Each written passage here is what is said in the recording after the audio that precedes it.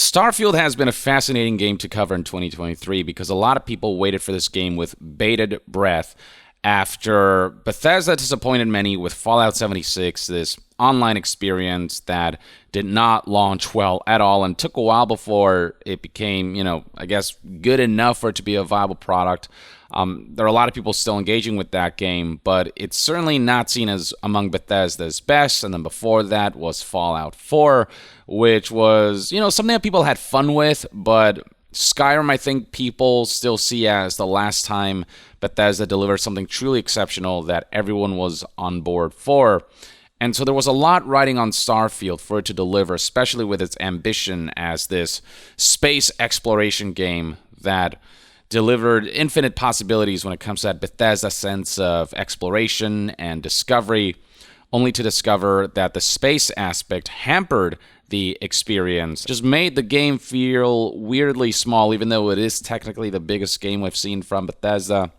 And so that was a big aspect among many other reasons for why the Metascore here is just lower than Skyrim's, 96% universal acclaim, or even Fallout 4's still favorable 87%. And then you look at the Steam data here, Steam charts, you can see that while there's still a decent amount of players engaging with Starfield, the player base is significantly lower than the much older Skyrim, and even Fallout 4 seems to have a higher player base and daily concurrent players compared to Starfield. Starfield will eventually get mod support. We'll see what happens when we get to that point, though it's worth noting that even modders, certain modders at least, are not happy with Starfield, and they don't deem it a worthwhile endeavor to put too much effort into a Starfield mod. Like Skyrim Together modders, for example, they decided to quit making a multiplayer mode for Starfield because, this is from one of the modders, they call the game frickin' trash, and that the game was boring and bland, among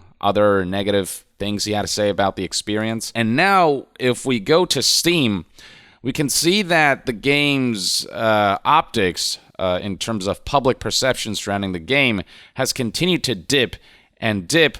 Initially, the game had sort of more favorable reviews than negative, and then we got to a review score that was mixed. And now, if we look at recent reviews, the game is sitting at a score of mostly negative. From 7,476 reviews, we're looking at a score of 28%, while the overall review score is still at a mixed score of 65%.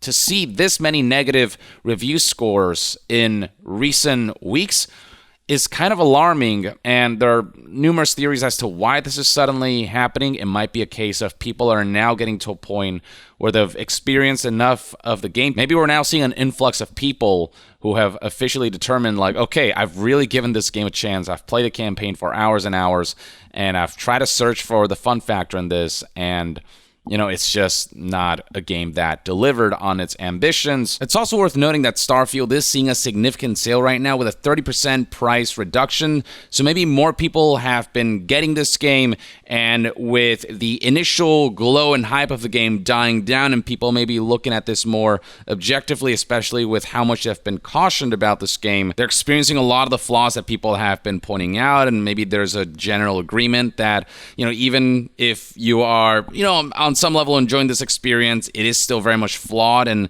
that there are some aspects that regress in this title compared to even past older Bethesda experiences. Now, speaking of significant sales, that brings us to the sponsor of today's video, Factor, who are focused on delivering right to your doorstep fresh and nutritious meals that are super quick, easy, and convenient to prepare. So lately, I've been spending a lot of time in the gym to focus on getting in shape, but diet is half the battle, and one of my biggest obstacles is how little time I have to prepare food for myself, especially during the bustling holiday season, which leads me to spending a lot of money on ordering takeout. This is where Factor comes in. We're talking about fresh, nutritious, never frozen meals that can easily be stored and only take 2 minutes to heat up and enjoy. It's both cheaper and faster than my usual takeout orders. Best part is that the food tastes pretty damn good with surprising depths in flavor and ingredient combinations, like the protein-focused chipotle rub pork chop, for example, that I went to town on, among many others. Not to mention the fruit-flavored smoothies were really tasty and refreshing add-ons. I've been eating these dishes on and off for a a few months now, not only because I genuinely enjoy them, but also because they facilitate proper meals that serve my dietary goals and allow me to keep track of my nutritional intake without any time-consuming hassle. There's something here for everyone with different meal plans like keto, vegan plus veggie, calorie smart, protein plus, my personal favorite, and you can even select gourmet plus options that feature high-end meals like filet mignon, all prepared by chefs and approved by dietitians, with dozens of different dishes and add-ons to keep your meals varied. Factor fit into my lifestyle super well, and it might do the same for you. So head over to factor75.com or click the link below and use the code YONGYEAH50 to get 50% off your first Factor box. Again, that's factor75.com or the code YONGYEAH50 for 50% off your first Factor box. Whatever the case, this right here is a stark contrast from, say, Skyrim, which is still sitting at a very positive score of 94, and recent reviews are still, positive, 72% for some reason, but, I mean, it is still sitting in the blue. And even Fallout 4 is sitting in a very positive place here with an overall review score of 83, and for some reason, the recent reviews have been more positive than its overall review score. It's sitting at an 87 from recent reviews. And then things get kind of more dire when you consider that Fallout 76 is getting better user review scores on Steam than Starfield. While recent reviews have been at a mixed score of 69%, the overall review score is at 75%. In both categories, higher than Starfield's 28% and 65% when it comes to recent and all reviews respectively. So what exactly is going on here? Well, I mean, I've already talked about all of my criticisms surrounding the game, and all of the Steam reviews pretty much say the same thing. And we're talking about people who've played dozens to hundreds of hours of this game, and they all talk about the fact that the game itself is boring and uninspired, sterile, and safe. The quests themselves, with a few exceptions, are kind of boring and uninspired, not a whole lot in the way of moral dilemmas or choices that have a significant impact. The locations, especially with the way they're split apart, it just doesn't do the game any favors in terms of it feeling like one giant cohesive place to explore. It just feels like a world split into a bunch of pieces, and then you have to fast travel to and load screen into. Even Neon just feels a lot smaller compared to what Cyberpunk 2077 pulled off, so the exploration in Starfield is not great.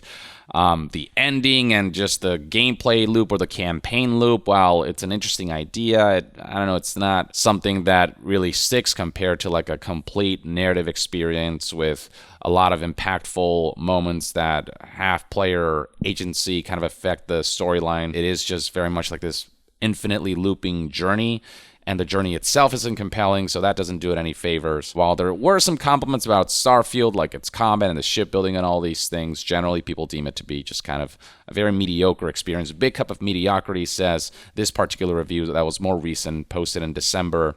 And even if you look at the reviews that are positive, they still have caveats behind it.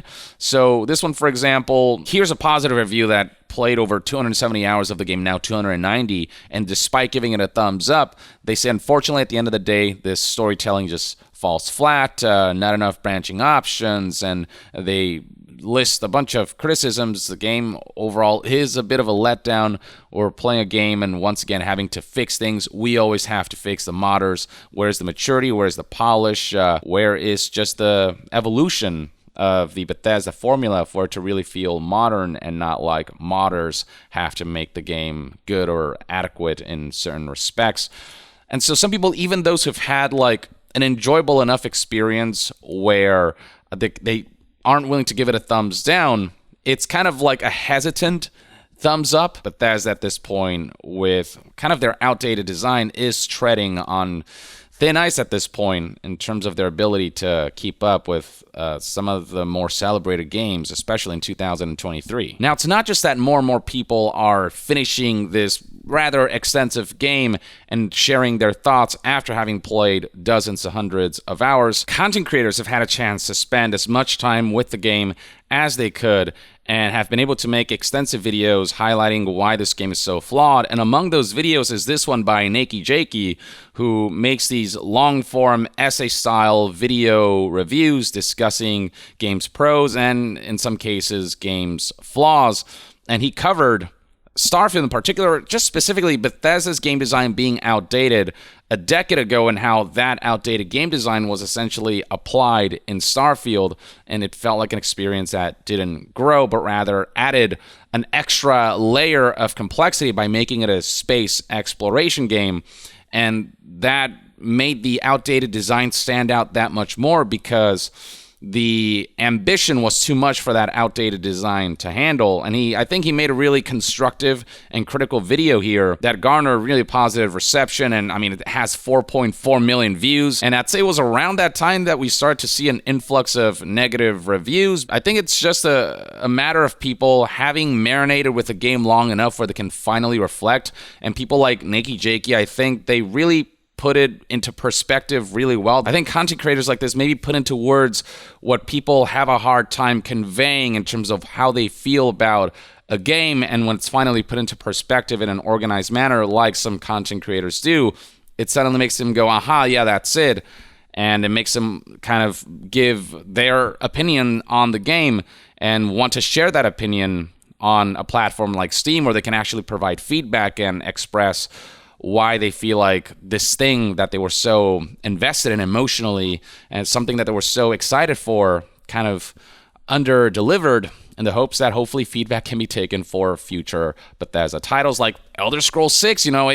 I'll be honest, after so many misses on the part of Bethesda, it makes me worried about something like Elder Scrolls 6. And this is not like a controversial video, what Nakey Jakey posted here. There is like a near universal agreement that the points that Nakey Jakey presented were legitimate. And so, I mean, we're looking at a likes-dislikes ratio that is like 98, 99% approval. I've even seen plenty of people on social media, whether it's players or more sort of well-known industry pundits who are journalists or whatever, kind of look at Nakey Jakey's video and post about it and say, even if I like the game, I actually do agree with a lot of points that he raised, and it made people like really reflect on Bethesda's game development antics and ways that they need to improve to keep up. I mean, there are entire articles like this one from Forbes where Paul Tassi, who reviewed the game positively, said that even if I liked the game, I found myself watching Nakey Jakey's video and agreeing with much of what he said. Not enough to like retroactively change my review score or post a bad Steam review, but I sort of do get the critique. And this is coming from someone who straight up, like, when they started seeing scores like 7 out of 10 from IGN, was like, that's crazy. I don't get how this game could get a 7 out of 10. Whereas I am someone who really did not enjoy the game at all. I was like, that's actually a reasonable review score for this game. For me, it might be actually even a little lower, like 5 or 6. I'm someone who played like 30 plus hours of it, like 30 to 35 hours, and was still not finding the fun in the experience. So I just kind of stopped going back to it. I felt like I was forcing myself to play it and just really searching for the thing, the hook, and just never found it. So I uninstalled it and kind of have never gone back to it since, and don't feel really compelled to. And I think more and more people, especially those who were initially like, no way this game got a bad game review, are coming to terms with the fact that this is a flawed enough experience where they can see why it didn't get Game of the Year award nominations, why it is such a mixed bag when it comes to the reception that it's been getting. Like, I also get why some people might like this experience, but for me, it felt like such a step back from my usual enjoyment of Bethesda experiences. And I really wanted to love Starfield because I was craving for a new Bethesda single-player experience. And then one last thing worth pointing out is how people have been bringing up how hard it is to find like fan art of Starfield. There isn't a lot of like community activity surrounding Starfield. So Lady Emily here, for example, tweeted, and this garnered 4.4 million views and over 72,000 likes. It's kind of genuinely insane to me that Bethesda released their highly anticipated game Starfield months ago, and I've never seen a single piece of fan content for it. No fan art, no memes, no discussions about companions. I saw more about Fallout 76 when it launched. Like, what? Now, to say that there isn't a single piece of fan art or fan content for it, I think is an exaggeration, but it is, you really have to dig to find that sort of content. Like, for example, if I type Starfield fan art on Google Images, a lot of what comes up is just concept art for the game, whereas if you type, say, Baldur's Gate 3 fan art, immediately you see tons of fan art come up in an instant because people are just genuinely engaged with the characters and the content of Baldur's Gate. And the same thing goes for, say, like Elden Ring. If you type in Elden Ring fan art, immediately it's fan art that comes up as the first results. Whereas with Starfield, a lot of it is just concept art, there's definitely like a sense of a lack of community enthusiasm that games like Elden Ring and Baldur's Gate 3 had. Again, not entirely non-existent, but nowhere near on the scale you'd expect, especially for a brand new, highly anticipated Bethesda single-player title. And I think that highlights just how little like interest there is surrounding Starfield and its world, and the characters even, I think they fell kind of flat. I feel like the only real memorable aspects of Starfield are the memes, and a lot of which make fun of the game. So for example, Gene Park pointed out how there was that one bald guy whining about pronouns. He was like screaming into the screen or whatever, and that made a lot of headlines. And then there's content like this where Taurus ain't bad as far as COs go. Enemy activity in the area. Like, that's hilarious, but it's a result of the game's AI being wonky. It is like a technical flaw of the game, and then people putting out memes like this of NPCs having demonic eyes or demonic stares that peer into your soul. Like, this is kind of hilarious and meme-worthy, but not for, positive reasons. This is something, again, that people are making fun of, and this is where I feel like Starfield is at. We'll see if Starfield can kind of win back its audience through the introduction of updates and content releases. I mean, Cyberpunk brought it back in a big way. The optics, they flipped around completely with all of the patches and with the Phantom Liberty expansion. So if Bethesda can maybe commit themselves to Starfield at that level, maybe things can turn around for this game. And maybe modding tools can help turn things around as well once that's released. But I don't think it's a sound strategy to entirely rely on modders and their goodwill, because even for modders, you need a compelling enough base game to have like an audience that's enthused to install mods for it. And modders also need to feel enthused by the experience that then they can extrapolate on. And if that's not there, you get a situation where certain modders are like, this game is just boring and bland and I don't want to make anything for it. So I think Starfield has an uphill battle to climb if they intend to bring this franchise and IP back from just kind of like an unceremonious lack of interest surrounding it. And I hope they manage to do something with it, because I do think there's potential here, but I feel like the game is fundamentally flawed. You know what I mean? I just feel like the flaws of this game just can't be fixed with mods, especially the exploration aspect that, it's just so fundamentally built into the game, the way you have to fast travel everywhere and the way you can't really land on planets seamlessly and stuff like that, and the way space exploration is just like a whole bunch of emptiness, procedural planet exploration, just more emptiness and not a whole lot of purpose there, and nothing compelling to do there, nothing in terms of progression or rewards that makes you compelled to explore the planet. So like those kinds of issues, I don't know how you can fix that with future updates and stuff, or with mods even. But I don't know, maybe I'll be proven wrong in time, or this game may very well just kind of fade away in obscurity among the Bethesda big releases. But that's one man's take. Let me know in the comments below what your thoughts and opinions are on the current state and optics of Starfield. And to be further updated on all things gaming news, reviews, and discussions, stay tuned right here on Young Yeah. I'll see you guys next time. Young out.